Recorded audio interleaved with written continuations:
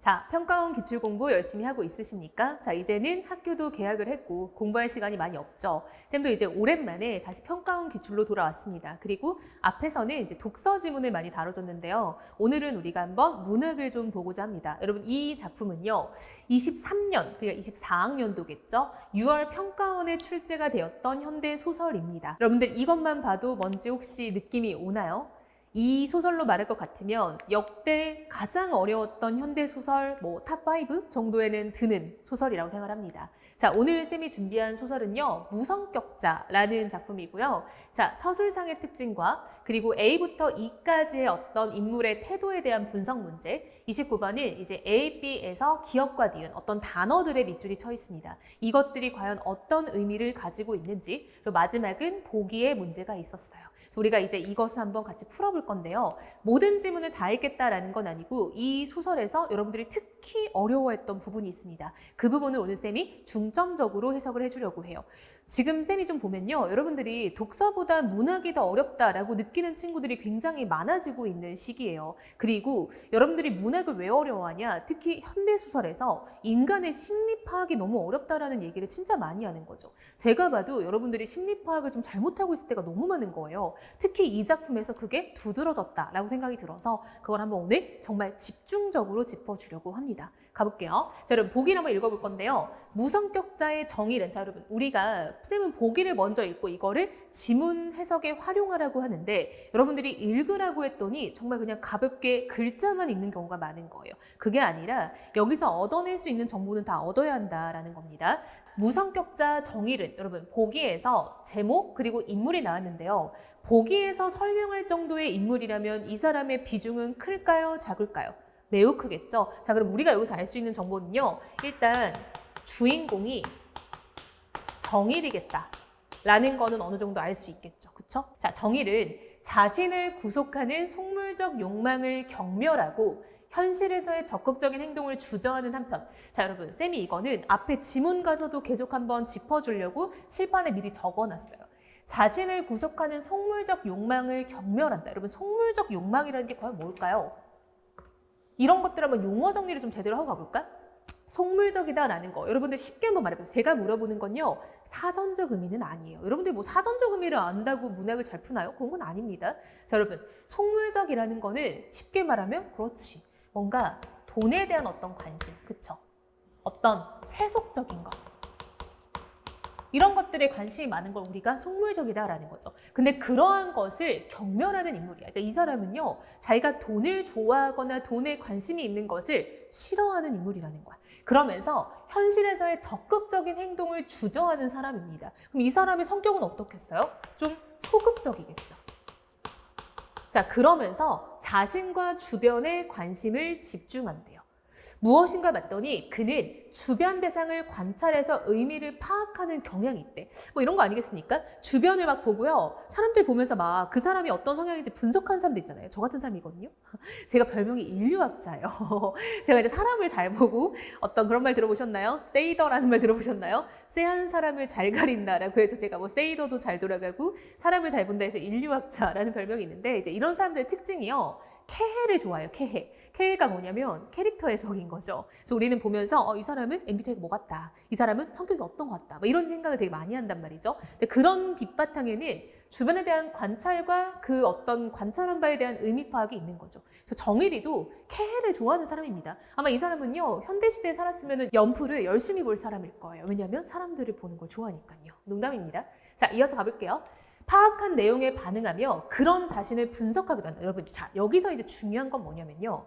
주변에 관심을 집중하면서 주변 대상을 관찰하고 그들이 왜 그런 행동을 하는지 의미를 파악하는데요. 그러면서, 자, 중요한 건요.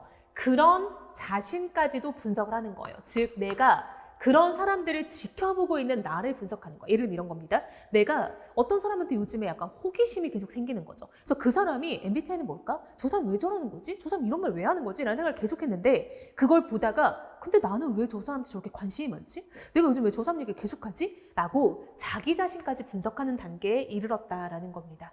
그러면서 자신의 내면마저 대상화, 여러분 대상이라는 거는 무언가의 관찰 대상으로 넣었다라고 보면 돼요. 그래서 나의 내면, 즉 금방 쌤이 말한 거 있죠. 내가 왜 저 사람한테 요즘 집중하고 있을까? 내가 왜 저 사람 말을 저렇게까지 해석하고 있지? 하는 나의 내면까지 대상화했다라는 겁니다. 이게 이제 무성격자에서 이제 우리가 얻을 수 있는 어떤 보기의 정보였다라는 겁니다. 자, 마지막 가볼게요. 인간 심리의 중층적 구조를 드러낸다라고 해서 이제 우리가 보기의 정보를 얻었으니 그 정보를 가지고 작품을 읽으러 가야겠죠. 자, 정리해보면은 주인공은 정일인데 정일이의 어떤 이런 생각들, 정일이의 관심사, 그래서 얘가 어떤 사고회로를 가지는지를 말을 해줬어요. 여러분 여기서 우리가 하나 더 알 수 있는 게 있어요. 뭘까요? 자, 보세요. 딱 봐도 주인공이 정일인 것 같아요. 그리고 이 보기에 나라는 말이 한 번도 안 나왔죠. 그렇죠? 자, 보세요 여러분. 우리가 보기를 읽는데 나라는 말이 한 번도 안 나왔어요. 그리고 내가 주인공 정일이를 관찰하는 느낌도 안 나타났고 정일이가 나인 것도 아니라면은 작품 속 서술자가 아니라 작품 밖 서술자일 수 있겠구나 라는 거를 여기서 눈치를 챌 수 있겠죠. 왜냐하면 주인공이 정일인데 정일이라는 이름을 자 여러분 이렇게 이름으로 칭하는 걸 우리가 3인칭이라고 하잖아요. 이렇게 사람을 이름으로 칭하면 이게 3인칭인 거거든요. 그래서 이 3인칭으로 칭하고 있으니 작품 밖 서술자의 가능성이 매우 높고 두 번째 정일이의 내면에 대해서 굉장히 많은 정보를 줄 것 같죠. 그렇다면 작품 밖 서술자가 정일이를 관찰하는 시점보다는 작품 밖 서술자가 모든 것을 알고 있는 전지적 작가 시점으로 이야기가 전개되는 게 좀 더 맞지 않을까라는 생각이 들어야 된다고 생각해요. 물론 확정을 하는 건 아닌데요. 저 정보를 활용하면은 이 정도까지는 저는 갈 수 있다고 생각을 합니다. 이해됐나요? 자, 이렇게 한번 생각해보고 작품을 들어가 볼게요. 자, 앞부분 줄거리입니다, 여러분. 앞부분 줄거리는 읽어야 될까요? 읽지 말아야 될까요? 여러분, 이걸요. 누가 요약해 준 거예요? 그쵸? 평가원이 요약해 준 거죠. 읽어요, 안 읽어요? 읽어야죠. 그쵸? 평가원이 나한테 요약본이다 하고 줬는데 그거를 안 먹으면 나만 손해라고요. 아버지가 위독하다는 소식을 듣고 귀향한 정일은 용팔에게 재산 상속에 관한 이야기를 듣는다. 자, 여러분 인물이 몇 명 나왔는데요. 아버지가 위독하고요. 정일이 우리가 아까 보기에서 읽었던 주인공이죠. 근데 걔는 용팔에게 재산 상속에 관한 이야기를 듣는데요. 여러분 우리가 보기에서 읽었던 키워드들을 지문에 붙여서 읽어야 돼요. 무슨 말이냐면 이런 말들을 지문을 읽을 때 연결시켜야 된다는 거예요. 그럼 여러분 여기서 우리가 앞부분 줄거리에서 반응해야 될 일이 있어요. 뭘까요? 어떤 말에 반응해야 될까요? 자, 재산 상속. 뭘 떠올려야 될까? 속물적? 돈? 재산? 좀 연결시켜야 되지 않을까요? 그렇다면 제가 봤을 때 여기서 이 속물적 욕망이라는 거는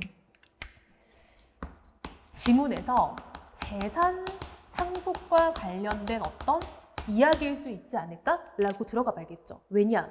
평가원이 앞부분의 줄거리를 요약해 줬는데 저 말이 필요하니까 넣었을 거란 말이에요.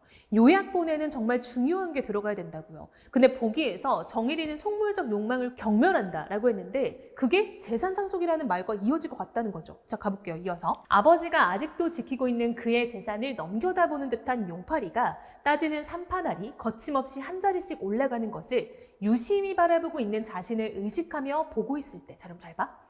아버지의 재산을 넘겨다보는 듯한 용팔이래요, 여러분. 용팔이라는 사람이 아직 어떤 관계인지 잘 모르겠는데 얘는 이 정일이네 아빠의 재산을 좀 탐내는 사람 같죠. 근데 용팔이가 산파날을 올려요. 이게 바로 뭐냐면 계산을 하고 있는 거예요. 근데 이 계산하고 있는 것을 유심히 바라보고 있는 자신을 의식하며 보고 있었대요. 여러분 잘 봐.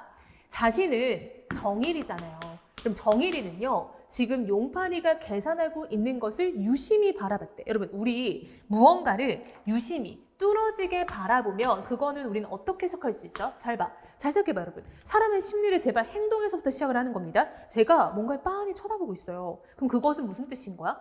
내가 어떤 물건을 빤히 쳐다봐. 그럼 나는 그것에 대한 관심이 매우 많다는 거죠. 즉 유심히 바라보고 있다라는 거는 정일이 역시 관심이 많다는 거예요. 무엇에요? 지금 용팔이가 재산을 계산하고 있는 거잖아. 그럼 역시 정일이도 재산에 관심이 많다라는 거죠. 두 번째, 근데 자기가 그렇다는 것을 의식하면서 보고 있었대요. 의식하면서. 아, 내가 지금 용팔이가 계산하는 아빠 재산에 관심을 많이 갖고 있네? 라고 의식을 했대. 그게 바로 뭡니까? 이거죠. 그런 자신을 분석하며 자신의 내면까지 집중을 하는 거죠. 즉 이거는 자신에 대한 집중인 거죠. 이렇게.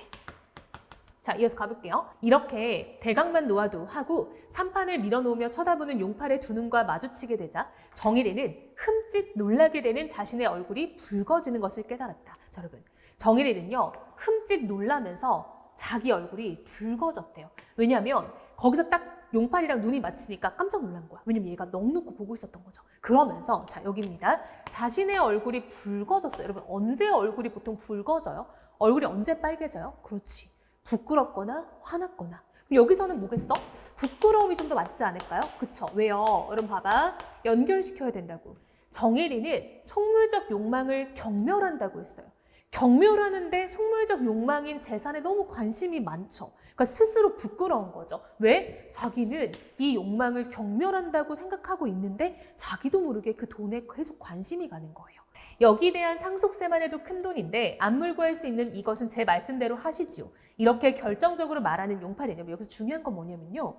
이게 용팔이의 말인데 따옴표가 없죠. 그쵸? 그러니까 여기는 지금 평가원식 이제 표현에 의하면 대화와 서술의 구분이 없다. 이런 식으로 표현할 수 있겠죠? 이런 건 여러분들이 유의 깊게 봐야 됩니다. 앞으로도. 이렇게 결정적으로 말하는 용팔이는 정일이 앞에 위임장을 내놓으며 도장을 치라고 하였다. 자, 여러분 여기까지 읽었어요. 한 도막을 읽었는데 역시나 나라는 인물 안 나왔죠. 정일이의 내면 알아요? 알죠. 정일이가 의식하며 보고 있었고 흠칫 놀라고 얼굴이 붉어지는 걸 깨달았고 이런 걸 다 알고 있는 서술자는 당연히 전작시의 서술자겠죠. 이렇게. 우리가 서술자에 대한 판단도 좀 했습니다. 자, 이어서 이제 본격적으로. 자, 무성격자에서 가장 어려운 구간을 향해 한번 들어가 봅시다. 정일이는 더욱 불쾌하여졌다. 여러분, 이 부분이 이제 문제에 나옵니다. 그렇죠? A 부분이고 이제 문제가 나올 건데요. 자, 정일이가 처음엔요, 불쾌했대요. 감정을 직접 제시했죠. 잠이 부족한 신경 탓도 있겠지만 자기의 눈을 기탄 없이 바라보는 용팔이의 얼굴에 발라놓은 듯한 그 웃음이 말할 수 없이 미웠다. 잘 봐, 얘들아. 지금 정일이는 불쾌해요. 왜 불쾌한지 원인을 따져봤더니요. 잠이 부족한 신경 탓도 있을 거래요. 자, 1번. 탓이라는 건 원인이잖아. 이것 때문에 불쾌했을 거래요. 그래, 신경쇠약이 있는데 불면 잠이 부족해서 그래. 그쵸? 두 번째는요. 자기 눈을 기탄 없이 바라보는 용팔이의 얼굴에 발라놓은 듯한 그 웃음이 미워서 불쾌해졌다도 되겠죠. 그래서 두 가지 이유가 있는 겁니다. 정혜리는 불쾌함을 느꼈는데 1번 잠이 부족, 2번 용팔이가 미움. 이어서 가볼게요. 이 소인놈 하는 의분 같은 심혈이 떠오르면, 자, 여러분 심혈은요 이제 기억, 문제를 풀어야 돼요. 자, 근데 저 부분이 매우 중요합니다. 자, 가볼게요. 우리는 이 심혈이라는 게 뭔가에 대해서 해석을 좀 해봐야 된다는 거죠. 근데 언제 내가 이런 음모를 하자고 너와 공모를 하였던가 하고, 자, 여러분 이런 음모 뭡니까? 지금 용팔이와 정일이가 관심을 가지고 있는 거 바로 뭐야? 그렇지. 아빠의 재산 상속과 관련된 일인 거잖아요. 근데 나는 너랑 이런 공모를 하자고 한 적이 없는데 너는 왜 우리 아빠 재산을 탐내고 왜 또 거기에 나를 끼어들게 하냐라는 거죠. 자, 그러면서 그는 누구야? 용팔이죠. 용팔이의 뺨을 갈기고 싶은 충동을 느꼈었대요. 자, 여러분 심혈이 떠오르면서 나는 처음에 용팔이의 뺨을 갈기고 싶었다라는 거야. 자, 이 심혈은요 용팔이에 대한 뺨을 갈고 싶다라고 하니까 화가 났다는 거고 대략 분노 정도로 해석을 하면 되겠죠. 그러나, 자, 여러분 중요한 게 바로 여기입니다. 그러나 갑자기 역접이 걸렸어요. 정일이는 금시에 미끄러지는 듯한 웃음이 자기 얼굴의 흐름을 깨달았대. 잘 봐. 처음에는요 화가 팍 나면서 심혈이 뭐야? 마음의 열이에요. 열이 확 끌면서 아니 저 새끼 진짜 이러면서 약간 뺨을 때리고 싶었다는 거야. 근데 갑자기 얼굴에 웃음이 싹 번졌대요. 뭐야, 사페도 아니고. 그쵸? 자, 얼굴에 웃음이 흐르면서 이러한 심혈 뭡니까? 그치, 기억 말하는 거죠. 얘 말하는 거죠. 이러한 심혈은 신경쇠약의 탓이 아닐까라고 생각을 했대요. 아, 여러분 봐봐. 이 심혈이 사실은 신경쇠약의 탓이 아닐까? 이라고 생각이 들었대. 아까도 뭐였는데? 불쾌함이 신경쇠약 때문일 수도 있겠다 생각했잖아. 왜? 잠이 부족하니까. 그러면서 의분이랄 것도 없고 결벽성도 아니고, 아, 여러분 여기서 무슨 생각을 하냐면요. 얘는요, 이러한 나의 심혈은 의분도 아니고 결벽성도 아니라는 거야. 자, 의분. 여러분, 의분은요, 의로운 분노예요. 즉, 내가 의롭게 내는 화인 건데, 그럼 여기선 내가 의롭게 화를 내면 뭐가 필요할까요? 내 아버지 재산을 탐내는 용팔이에 대한 분노가 의분 아닐까? 지금 이 의분이라는 거는 용팔이에 대한 분노인 거야. 정리하면은. 그쵸? 네가 뭔데 우리 아빠 돈을 노려? 라는 어떤 의로운 분노. 나는 그런 돈 관심 없고 그런 돈에 탐낸 너 너무 속물적이야. 이런 얘기겠죠. 근데 플러스 결벽성. 여러분, 결벽은 뭡니까? 그치? 무언가를 깨끗하게 하는 거죠. 그럼 여러분, 깨끗함의 반대말이 약간 더러움인 거잖아. 그럼 이 작품에서 약간 더럽고 추잡한 거 뭐겠어요? 그렇지. 결벽성 뭐겠어? 반대말은 속물적 욕망이겠죠. 속물적 욕망. 근데 중요한 건 뭐냐면 여러분, 그러한 의분도 아니고 결벽성도 아니래. 그러면 내가 지금 화가 나는 이유가요, 의분도 아니고 결벽성도 아니라는 거야. 그럼 얘도 아니고 얘도 아닌데 이 의분은 의로운 분노, 즉 어떤 속물적 욕망에 대한 나의 의로운 분노잖아? 그렇다면은 용팔이에 대한 분노가 아닐 거라는 거예요.